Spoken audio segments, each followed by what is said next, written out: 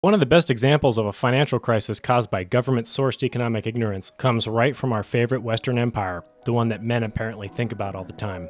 That's right, Rome, in 33 AD. Every day, it seems like there is another financial crisis we have to worry about. The looming recession in America, the Evergrande housing crisis in China. But have you ever wondered how a financial crisis like this might play out in ancient times? How would a financial crisis affect such an early economy? And how does such an economy work in the first place? You might imagine similar issues we deal with today affecting people so long ago, considering printed money, overzealous government regulations, and shady investment strategies have been around for thousands of years. Considering this, there have probably been many financial crises that we just don't know about. The Roman economy of the first century was much different than the modern economies of today. However, in this crisis, we can see some surprising similarities to common problems we've dealt with throughout modern history. Like not having enough knowledge to run your empire, which you won't have to worry about because you can read books from Amazon to learn about anything you're interested in. Sometimes I have trouble finding books for inspiration, and that's why it's great to have a full library to choose from in Amazon. You can browse through thousands of awesome books on economic history and much more. Learn from great authors about how the world works and all those interesting topics you've been wanting to do a deep dive on. Depending on your preferences, you can pick between Kindle, paperback, hardcover, and Audible. There's a lot of great deals up right now, so scroll down, click the link below, and check out all the great options available. The financial crisis of 33 AD was a real estate and lending crisis, and it was so important to Rome that it was written about by many of the empire's most prominent historians and politicians, including Tacitus, Suetonius, and Dio. But it's very old and shrouded in mystery, so there are multiple ideas about how this crisis was caused. From a shortage in the money supply and impulsive government policies to a reduction in government building projects and unemployment. As usual, it was likely caused by all these factors, and there is quite a bit of evidence for that. So let's look at how this crisis started in ancient Rome.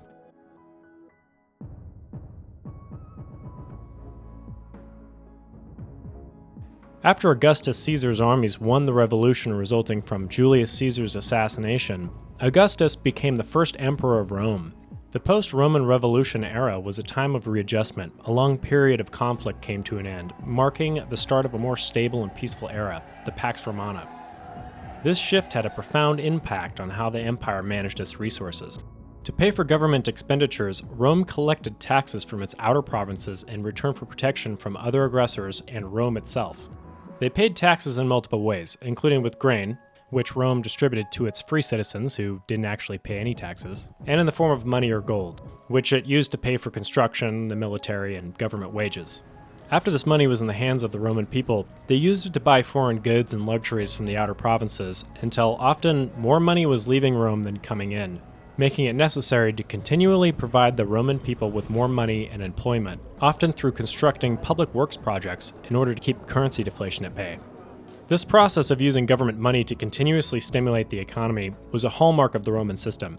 Rome would pull money from mines, conquests, and taxes, but if that money wasn't spent on the people, or for carrying out government building projects like arenas, temples, and aqueducts, everyone who relied on government money would suffer, and the people of Rome would have to tighten their purses, causing economic stagnation, deflation, and eventually unrest. Emperor Augustus knew this, even going as far as simply giving money away to citizens to stimulate the economy, and Tacitus confirmed his understanding of this principle, writing, "He often gave largesse to the people, but usually of different sums, now 400, now 300, now 250 sesterces a man. And he did not even exclude young boys, though it has been usual for them to receive a share only after the age of 11. In times of scarcity too, he often distributed grain to each man at a very low figure, sometimes for nothing, and he doubled the money tickets."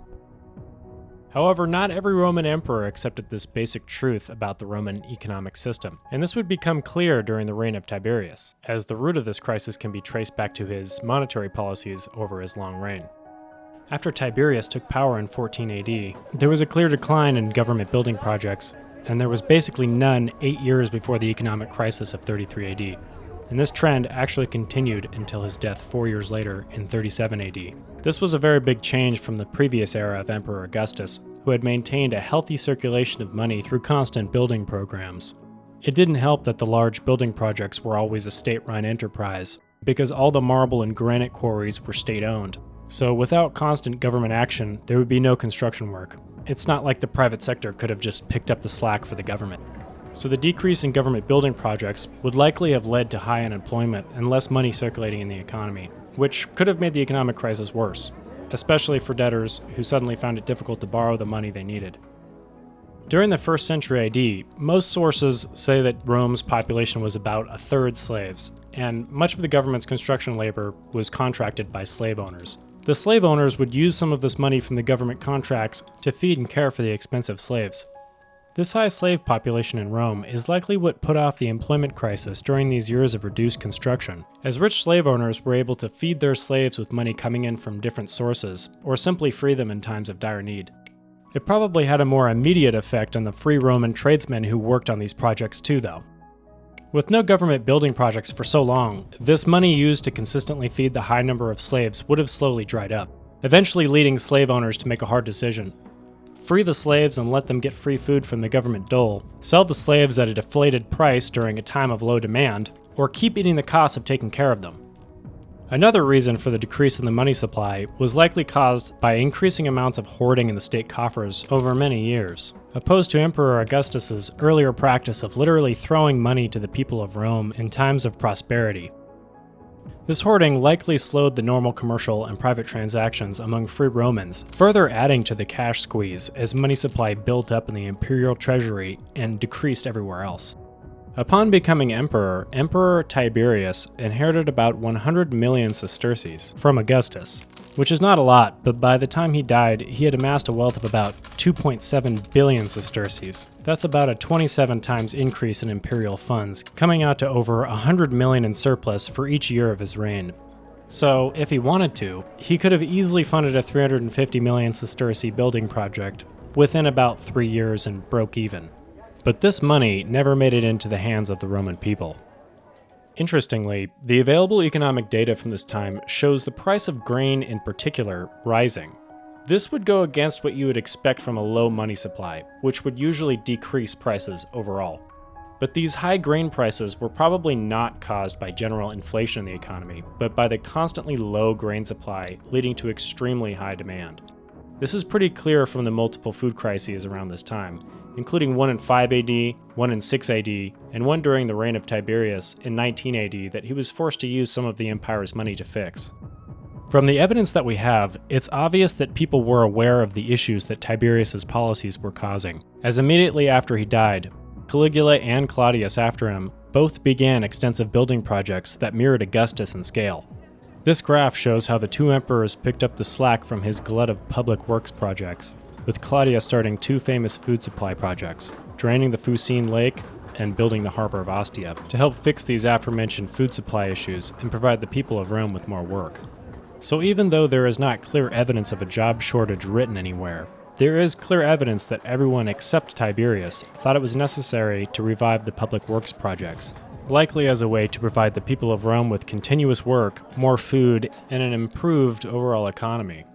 About 30 years after Tiberius's reign, this practice is echoed in the words of Emperor Vespasian when he refused to implement a device that would reduce the labor workload, saying, "You must let me feed my poor people."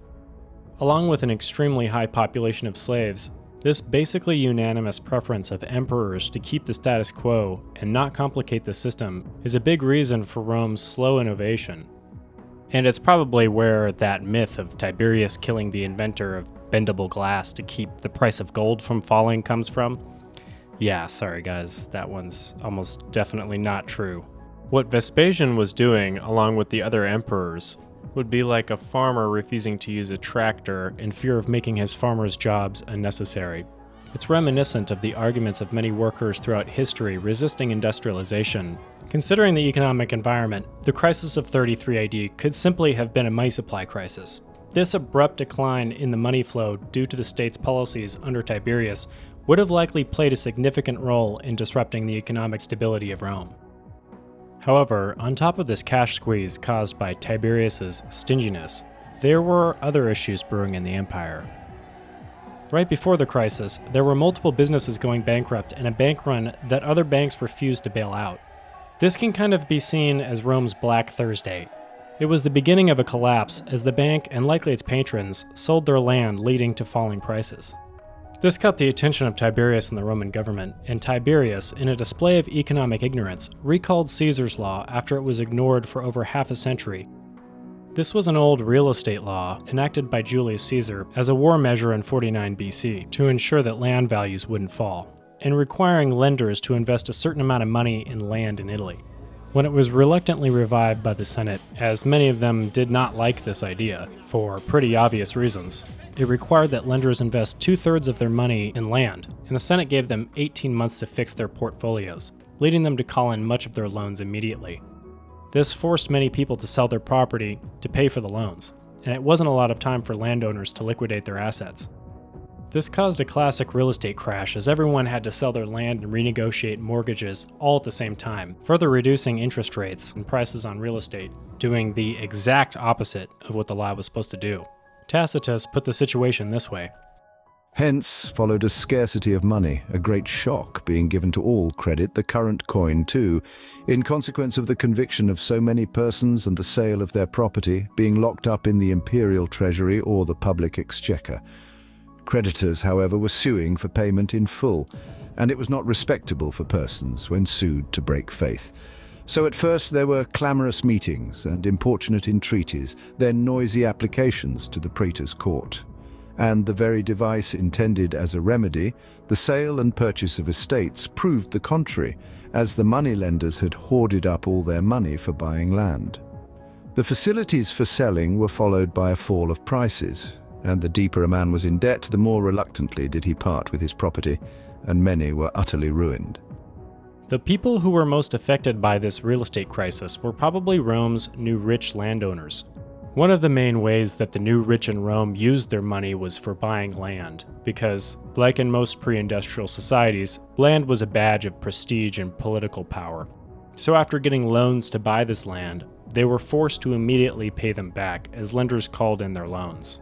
Tiberius realized the issue and adopted a more lenient loan policy, and provided 100 million sesterces to allow senators to give loans for 3 years free of interest to landowners who were struggling, bailing out the landowners who could not pay for their loans on time, pretty much fixing the real estate part of the crisis. However, this entire stunt ruptured the smoking volcano that was Rome's economy. See what I did there? Like Vesuvius? Possibly caused by the reduction of public works projects, already tightening the money supply and making it hard for everyone in the construction industry, and cutting off all the downstream benefits of building projects. The reason for this crisis was broadly authoritarianism and an ignorant ruler more than anything. Because of Rome's particular mix of free market and socialist practices, including private property in a private sector, as well as a large population of Rome's poor receiving consistent welfare from the government like many modern societies, and government handouts of money directly to people in the streets, there was a large dependence on government action.